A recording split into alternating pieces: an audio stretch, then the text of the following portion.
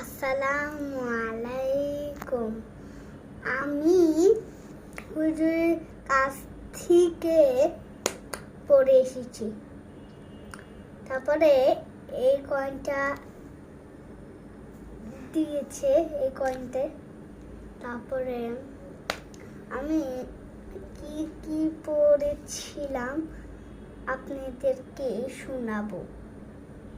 আলিফ